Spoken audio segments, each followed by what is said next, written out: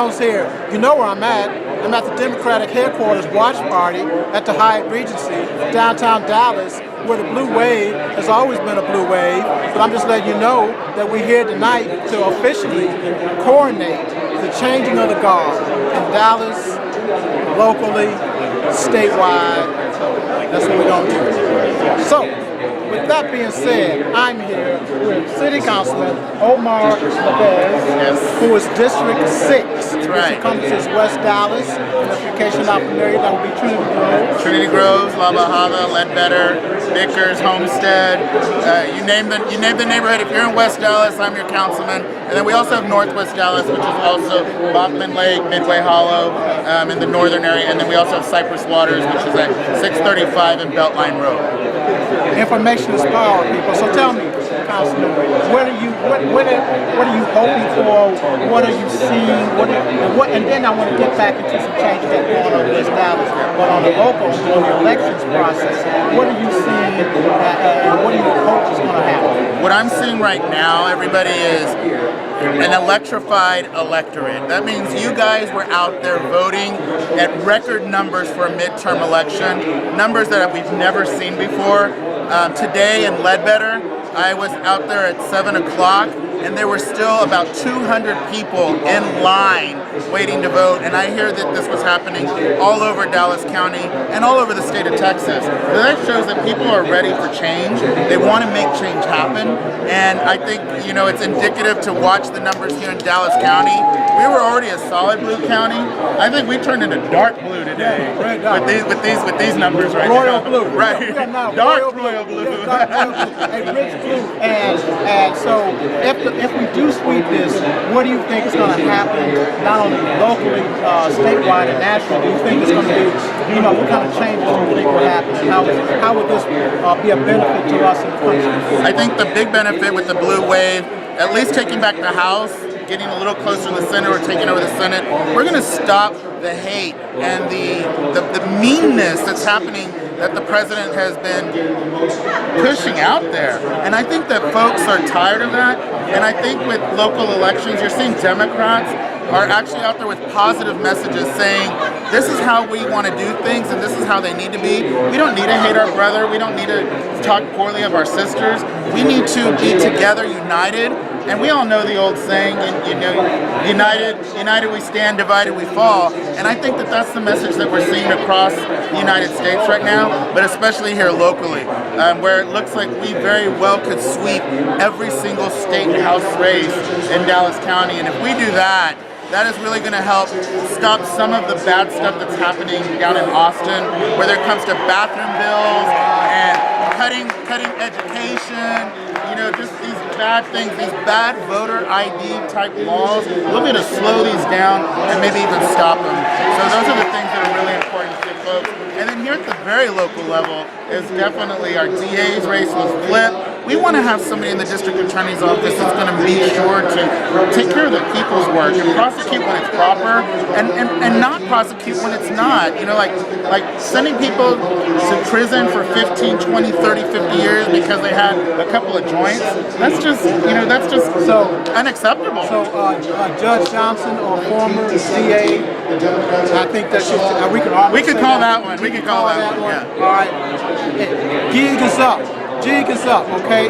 That's what we've been saying. It's not following the masses, it's following the right path. That's right. You know, nobody in here is following the wrong path. That's what we're about. So congratulations to Judge Crusoe. And I'm going to give you a few minutes, a couple of minutes, to say what's going on in your district, District 6, what changes are going to be going on, what are you wanting to do, and how is this thing going to be facilitated? Yeah, sure. So the biggest thing happening right now in District 6 is that I'm working on and fighting for is affordable housing. I call it workforce housing. So we've got to put some new homes in the area, and we've got the space to do it. But what I'm actually working on is making sure that we have a good percentage of the homes that'll be for regular folks like you and me that it's just affordable. You know, we're not talking about 30% and less of AMI, but we're talking for that middle class person, police officers, nurses, teachers, those folks that are making between, you know, $45,000 and $80,000 a year as a household, that you can also have a piece of the American dream. And that's what we've got started in West Dallas going forward. We already had our first zoning case happen with this new housing policy. So I'm really excited about that. Some other things that we're working on is bringing new businesses. We just finalized an Amazon deal for a distribution center, not the HQ2, not the big headquarters, but a distribution center. And it started out being only 1,500 part-time jobs, and we ended up negotiating, and I was able to get it to be 1,500 full-time jobs with benefits, as well as making sure that the minimum wage would be $15 an hour, and that folks who are formerly incarcerated get a percentage of those jobs as well as that this is unprecedented in Dallas, was that on top of that, that 35% of the hiring would have to be local. So that means that we're going to put companies into West Dallas, and they've got to hire Dallasites, people from Dallas, and give them a living wage. And that's what it's all about. I'm going to be in touch with you on that, definitely. What do you want? Veto? We're going to we're going to do something with Trump. We're going to at least put him in his place a little bit. We've got stuff going on here in West Dallas. Democrats. Colin Allred!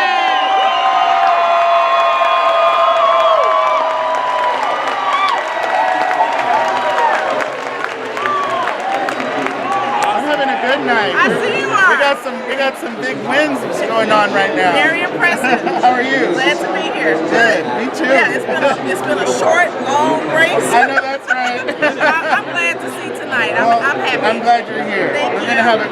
We just got to finish I up. called your office. I still not What more do you want? You saw that. You saw that. Colin Allred. Smacking sessions.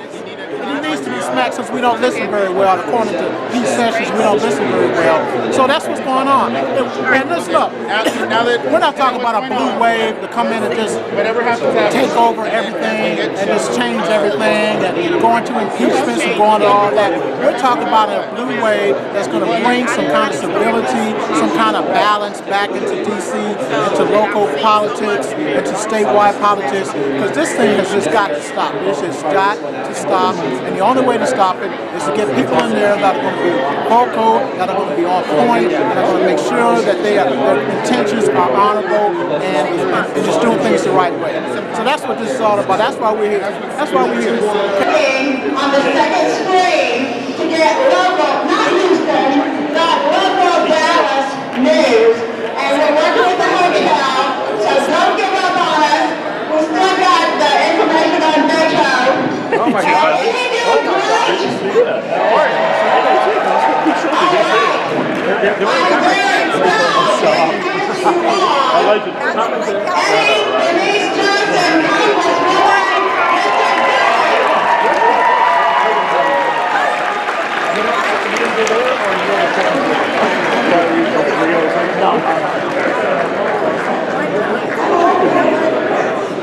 my voice is almost it's because I've been yelling for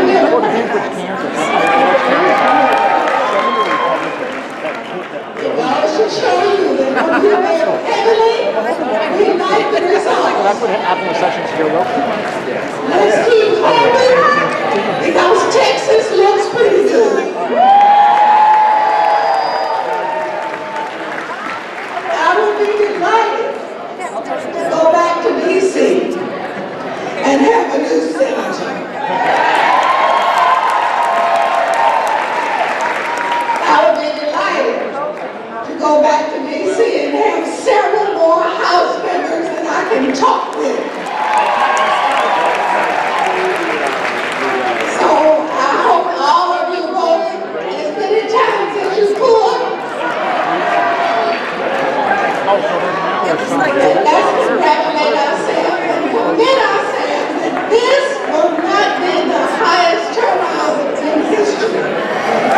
We're going to keep on making history because that's the way we win.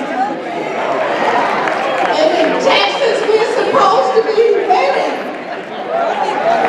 We won't have to be afraid. So congratulations to all of the Democrats here in the world. And keep in mind, the job is not over. We have to keep on working because we must keep on winning. The state needs us in office. The state needs us in leadership. Hey, see We that? see which way the state goes when we're in the minority. We don't like that picture. So let's keep working, and congratulations to everybody. And let's keep praying for the night to stick with us. James Belt. James Belt. Go ahead, man. Tell them about the paper. Tell them about everything. While we're here at the headquarters, why you here. Tell them about what's the history of the news. Just tell them. The paper was started in 1986. My grandfather started it. We're one of the oldest African American papers in Dallas. We have great content every week. Every week. Great editorial, great perspective. You ought to pick it up, support us when you get opportunity, and advertise too as well. Your dad will be very proud of you. Your father will be very proud of you. All right, because you're living up your mom, you're taking the traditions.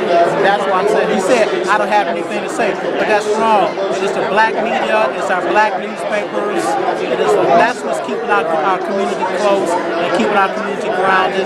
It's your paper that's keeping the church community, so you got a lot to say. We appreciate you. Thank you very much. You still do. Do you hear it? Do you hear it? Do you hear everyone? Do you hear it? I say? Oh, it's happening. Right here tonight. We are making history, and it is happening for us tonight. Listen, we need to thank all of you for your hard work. Thank you for those who knocked doors. Thank you for those who made phone calls. Thank you for those who just simply made sure that some of us had something to eat sometimes. Thank you for all of the things that you did, because this is not something that any one candidate can do alone. But it takes all of us together, working together. We are stronger together. We do better when we work together to get it done. When we work together, there is no stopping us, right?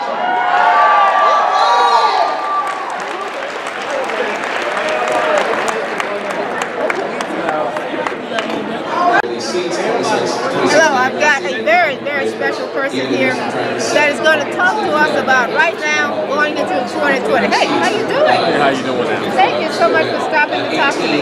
So, what is this grandiose idea you're getting ready to undertake? Actually, currently, my name is Michael Jones. I'm actually running, I'm judge-elect for Justice of the Peace Court, Precinct 4, Place 1, and I'm looking to make some good changes here in the lower level courts for the Justice of the Peace Courts. One thing is, of course, to bring technology improvements to the courts itself to kind of reduce a lot of paper and clutter that's at the courts.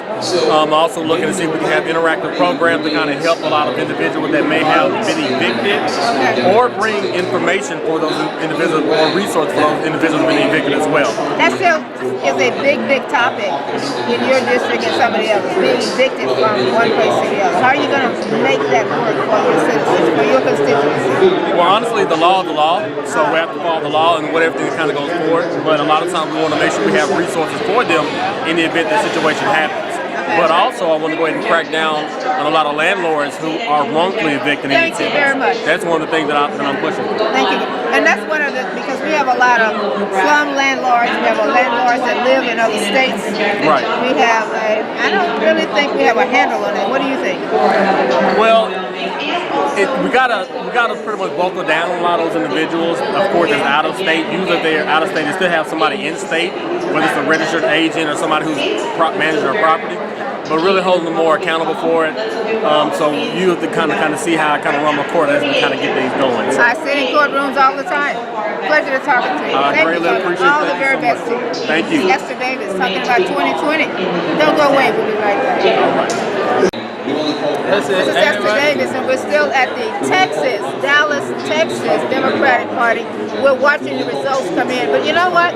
Our society operates very well with the activists that call things to our front face without going all the way around the bush to make a point.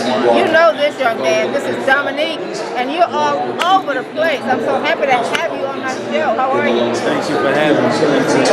You don't mind demonstrating anytime for a good cause. Tell me who you are. Tell me who you are. Well, you know, I think that I stand on the backs of all of the people who've done it before me, right? Not reinventing the wheel. I'm just continuing to push it further, push it and making sure that we address the issues in our community, whether it's locally or abroad. I keep thinking, whenever I see you on television, I think, do you rehearse for these times? Do you have a script? And by the way, I met a friend of yours, your wife, who's running for office. And I had to turn her around, so you got to come back and talk to me. But do you rehearse for all of this? Where do all this knowledge and all this depth and all this character come from? Anointing. Anointing. Anointing. When you're ordained and predestined to do it, you know, it just comes with the flow. I never saw, when I became an activist, I never saw, no one could have told me that I would be doing this work and down this lane. No one would have told me. I think only my grandmother, and her prayers didn't have expiration dates on them. Her prayers did not have expiration dates. I know a lot more about you because I know Dr. Allen that you worked with during the police shooting that we had here at one time. And he was most impressed with your unabashedness, unapologetic stance. What do people say to you when they see you? Well, hey, I'm almost like the Dallas Cowboys. You either hate me or love me. You know, That's a good analysis. you either hate me or love me. There's no in between, right? Yeah. I remember when I was at the poll just recently, this woman came up to me. She said, "You're much nicer in person," and I didn't know what that means, right? I said, I guess she just see me when I'm on TV and I'm angry, right? But and I have to ask these questions because I got this judge standing here with me. oh yeah. Do judges like you? Hey, I have a great relationship with the ones that understand true criminal justice reform. Right. Judge Mays True. know those things. Judge Mays? The only ones I have a problem with is the ones that don't want to lock our people up, and I have to sit behind their court in the back. In the back room. In the back room and stare. and stare at them, right? Stare. Yeah. That's What do you have to say to that, Judge? Oh, I'm not sure about that, but I know that criminal justice reform is something that I'm very interested in. It's something that I think is very important for our community in general. It's so important that we have judges that say, I'm very interested in reform, that magic word.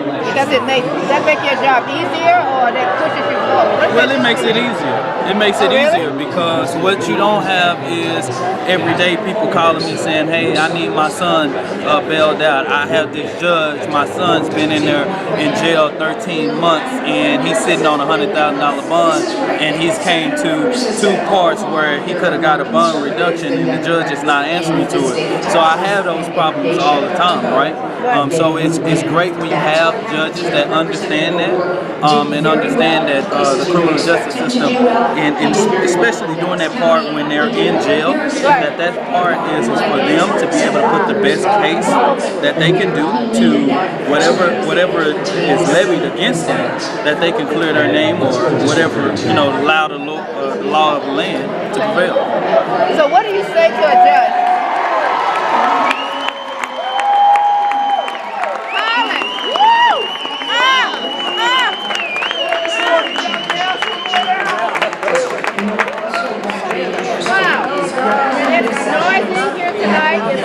For a reason, the Democrats are sweeping the carpet with the Republicans, and Colin Allred is now ahead of Pete Sessions. What do you say to a parent that says, my child is in jail because we can't afford the bail? I mean, what do you do? What goes through your mind? Well, it's a personable situation because I found myself locked up because I could not afford a bond and sitting inside a Dallas County jail for 8 months. So what it does is, one of the things that we've been working on with Next Generation Action Network is being able to identify those cases where we can help. Of course, we can't help all of them, but being able to identify them and be able to build relationships with judges that can understand, like the work that we done with the bond scale, with the new bond scale that's going on. I know Judge Mays was involved with that. Hey, that bond scale is very low. very low, you know, and it's really, we're being able to work some things out here in Dallas County. And I can tell you this, let me interject on that and probably give you some updated information. You know, there was a lawsuit that was filed. Okay, first of all, I'm Judge Leela Mays. I am currently a magistrate judge, so I'm the one that deals with setting bonds. I also run a drug treatment court. Well, what has changed with Dallas County is that we are now taking income into consideration when it comes to setting bonds. Income? Income.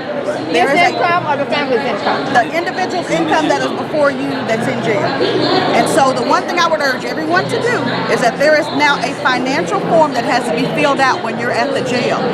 If you fill that out, we will take a look at that and set your bond accordingly. That is amazing. Yes, so that's brand new.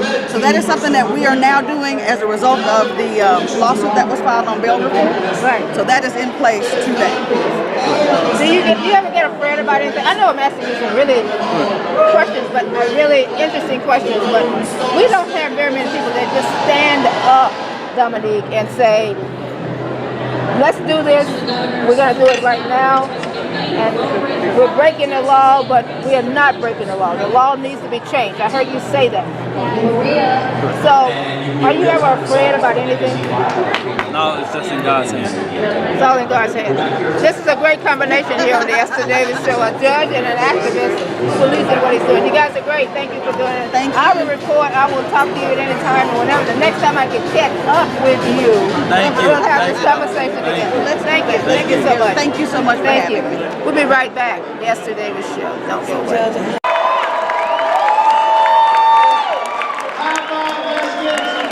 Treatment for drug offenders instead of the penitentiary.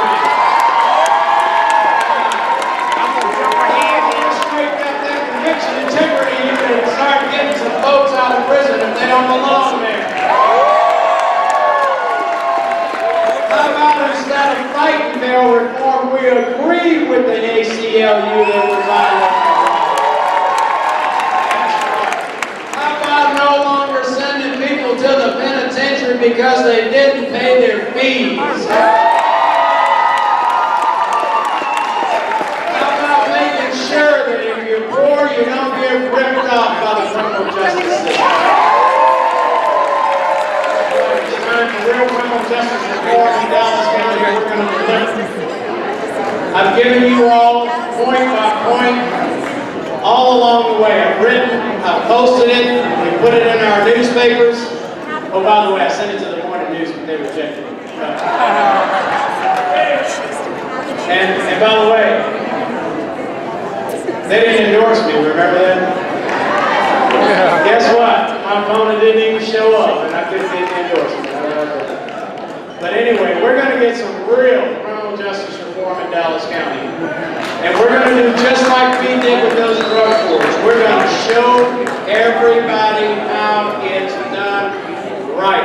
And we're going to take it to the next level. And we're going to take it to the next level in the next county, in the next state, and the United States.